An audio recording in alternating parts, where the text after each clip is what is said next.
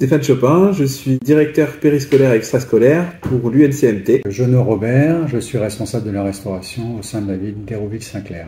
La restauration scolaire sur Hérouville, c'est la préparation de repas pour les enfants de 8 écoles, 3 centres de loisirs et 3 crèches. Chaque année, nous faisons au rythme de tous les 2 mois 5 semaines de pesée, 2 qui collent au régal Normandie, c'est-à-dire une au mois de mai-juin et une au mois de octobre-novembre. Une pesée, ça commence déjà dans l'office. On a préparé les repas. On va d'abord voir s'il y a des excédents, ils seront pesés. Et puis ensuite, il y a les enfants qui vont prendre la main sur la pesée. Donc ça se passe à la fin de chaque repas. Des petits groupes d'enfants volontaires viennent peser les aliments qui ont été gaspillés et jetés. Donc les entrées, les plats, les fromages, les desserts, le pain également est pesé pour le gaspillage.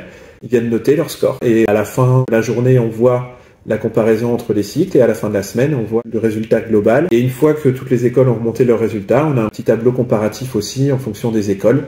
Un petit défi entre écoles pour voir quelle école gaspille le moins. Donc on s'en amuse avec les enfants de voir si on a fini premier, deuxième, troisième ou neuvième. ça peut arriver aussi. Chaque enfant note à la fin du repas, donc entrée, plat et dessert, en fonction qu'il a aimé, moyennement aimé ou pas aimé. Et ensuite, tous les chiffres sont remontés à Robert, qui en tire les conclusions et qui après remodifie les menus ou pas. Parfois, ils ont chiffré le gaspillage, ils l'ont représenté sous forme d'achat de PlayStation, de basket, de vêtements ou autres équivalents. Au début, les premières semaines de pesée, on pouvait avoir jusqu'à 90 ou 100 grammes de gaspillés par enfant, par jour.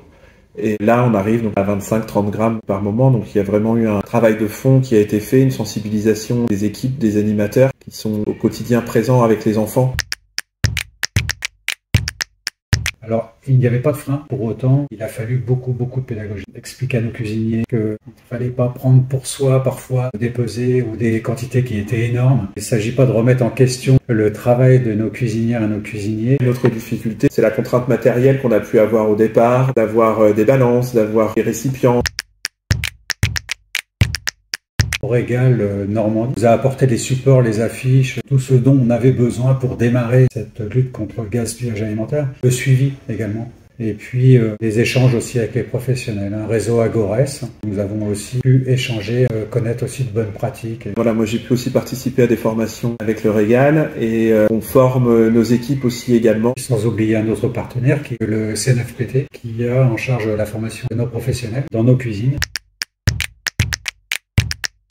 Le conseil aussi, c'est aussi de s'appuyer sur un réseau existant, de ne pas hésiter à contacter des personnes qui font déjà des actions pour voir comment ils ont mis en place, voir ce qu'il est possible de mettre en place en fonction de l'échelle et des structures qu'on peut avoir. Mais nous, on est tout à fait ouverts à échanger avec d'autres structures qui souhaiteraient s'investir et sensibiliser leur public à la lutte contre le gaspillage et mettre à disposition des outils, une certaine expérience et un savoir qu'on peut avoir sur l'ensemble de nos écoles.